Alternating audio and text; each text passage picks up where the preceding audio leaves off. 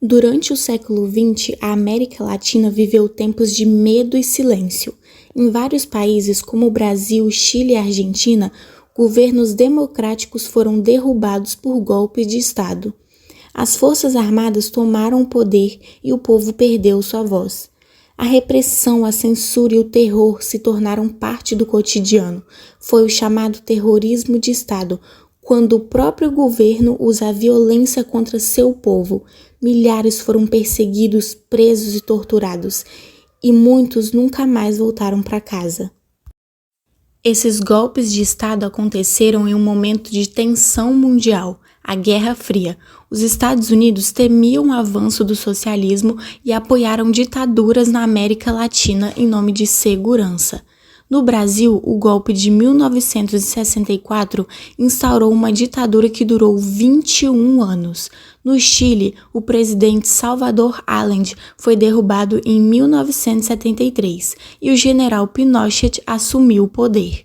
Na Argentina, entre 1976 e 1983, mais de 30 mil pessoas desapareceram.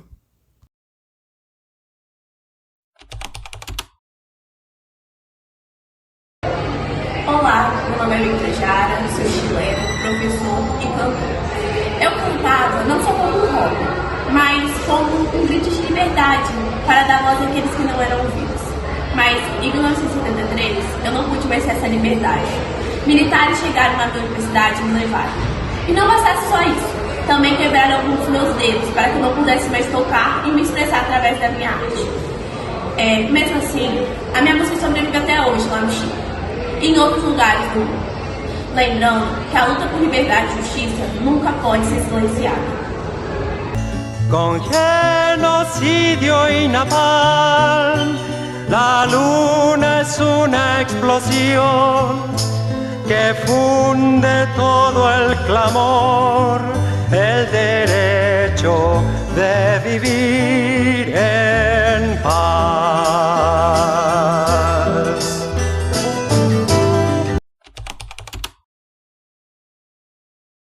Meu nome é Nora Cortina e eu perdi meu filho. Em 1977, ele desapareceu. Procurei em delegacias, hospitais, igrejas, tudo. Nunca foi encontrado.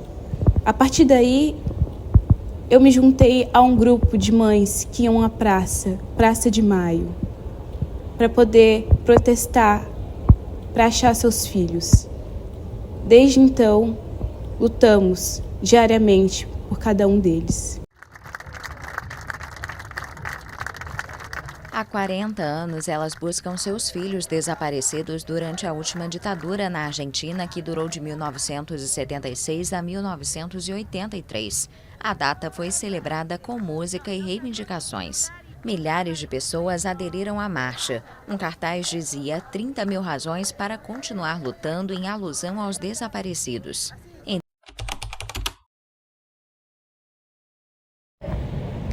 Meu nome é Caetano Veloso. Fui preso junto com meu amigo Gil. A gente foi preso em celas diferentes, não falaram por quê. Chegaram a cortar até o meu cabelo cacheado, que pra mim era um símbolo. Fui preso também por conta das minhas músicas, pois eu não podia me expressar por conta das letras da letra da música. E foi assim que eu descobri que por conta de eu expressar o que eu sentia por conta das minhas músicas, filho, que eu fui preso por estudante, isso. Trabalhador, pessoas que lutavam por liberdade, justiça e direitos humanos. O sofrimento dessas famílias deixou marcas profundas que... Afasta de mim esse cálice, afasta de mim esse cálice de vinho tinto de sangue.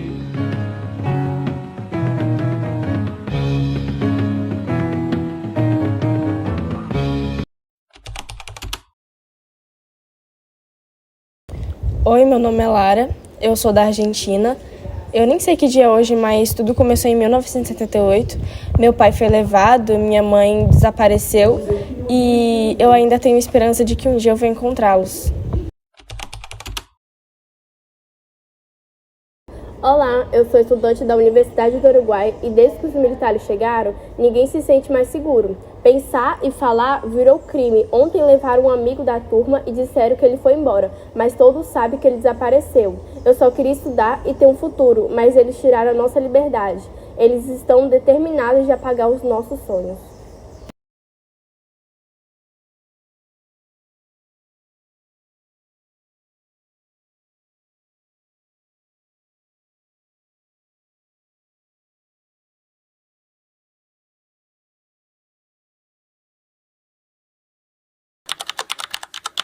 Teobaldo José Miranda Neto, mais conhecido como Pastor Teobaldo, pois sou pastor evangélico, graças a Deus, e a minha idade hoje eu estou com 68 anos de idade. Nasci em 1957 em Barra de São Francisco, Espírito Santo.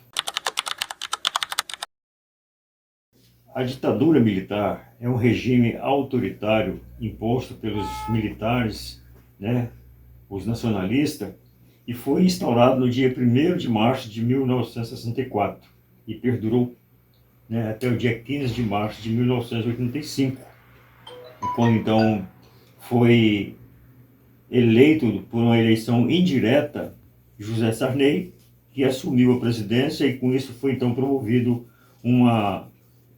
posteriormente uma eleição direta, que para isso acontecer foi necessário muitas manifestações, porque daí o regime militar já tinha perdido a sua força, a sua condição de reprimir, porque eles envolveram o Brasil numa dívida horrível, uma dívida chamada dívida externa. Não sei se você sabe disso, mas existiu, e isso porque eles não eram fiscalizados, foram fazendo dívidas e dívidas e dívidas. De repente o Brasil entrou num momento de hiperinflação, onde ninguém mais conseguia quase comprar, Pra você ter ideia, nessa época, uma linha de telefone era muito mais cara do que um automóvel de luxo hoje, E não era qualquer um que tinha, eram poucas pessoas que tinham isso.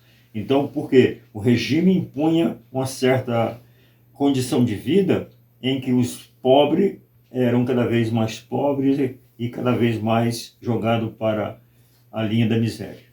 E isso, a inflação promovida por isso, por esse regime, fez com que eles perdessem a força. E alguns se levantaram e começaram a clamar por liberdade, por democracia e eleições diretas.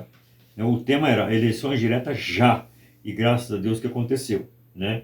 E depois foi chegando até o momento que nós chegamos hoje, que muitos não compreenderam ainda, não sabem o que aconteceu, porque nos bastidores, por trás desse movimento, havia muita corrupção, havia muita violência, muita repressão, muitas mortes, e que não foram ainda esclarecidas, mas com certeza será. Então, eu volto aqui a afirmar: ditadura nunca mais.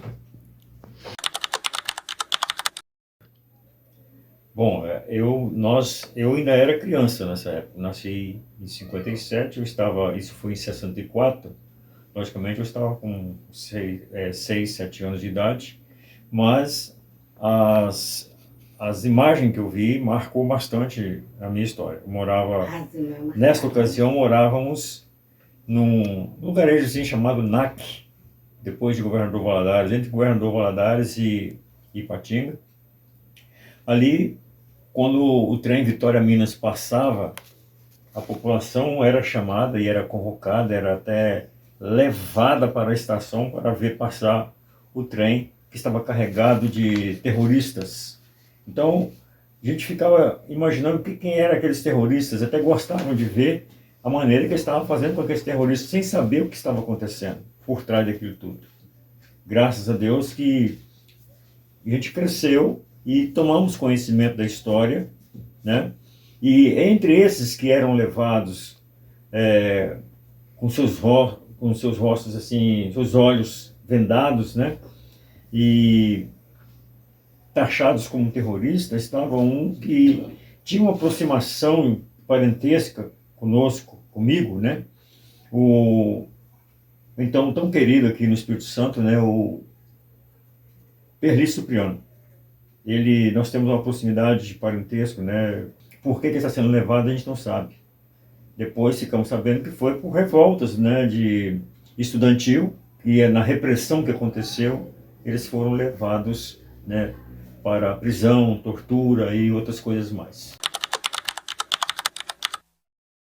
Mas na minha infância e na minha adolescência, isso ficou marcado porque logo ficamos tomando conhecimento do regime que estava sendo imposto no Brasil. Meu pai comentava com a gente, isso às escondidas, não podia ser muito comentado.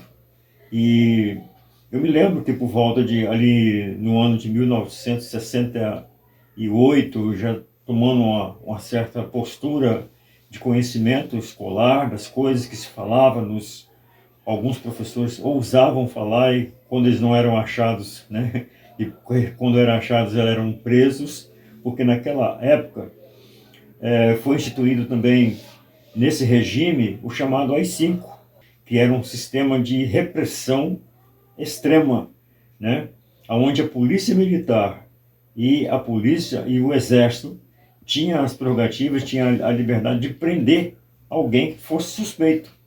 Então meu pai nos proibia a falar sobre política, a falar sobre qualquer manifestação.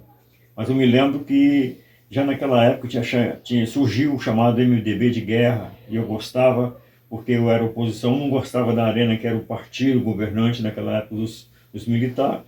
Meu pai me proibia de eu ir naquelas manifestações, mas a gente corria no sangue assim uma revolta, uma tristeza daquela coisa que estava acontecendo, né? Mas a gente cresceu sabendo, e a informação mais precisa que eu tenho foi do que aconteceu com o Perli Cipriano, que tinha proximidade familiar, né? Onde minha mãe contava as histórias, meu pai não gostava que fosse contada, né? Mas minha mãe contava. As feridas deixadas pelos golpes de Estado, né, ainda não cicatrizaram, mas lembrar é resistir, lembrar é garantir que o passado não volte, e que a democracia seja sempre protegida, e que o medo nunca mais calhe uma nação.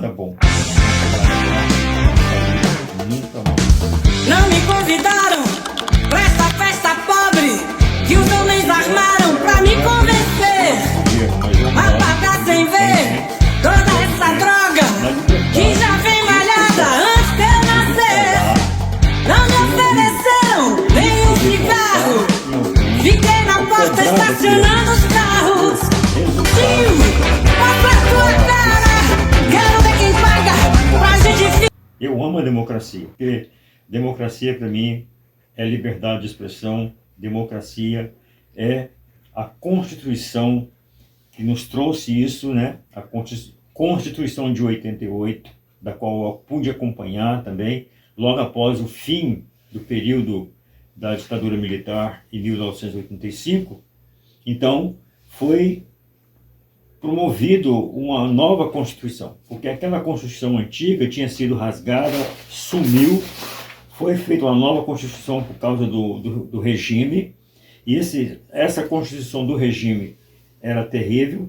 Eu hoje tenho na minha estante de livros um exemplar da Constituição, da qual eu faço questão de ler vez por outra, né, com coisa melhor que tem, porque é um sistema que ensina a gente não apenas querer ser respeitado, mas respeitar os limites que cada um de nós temos, né? O limite da liberdade nossa é esse limite de respeito. Eu respeito você pela opinião que você tem, você me respeita na opinião que eu tenho. Isso chama-se democracia.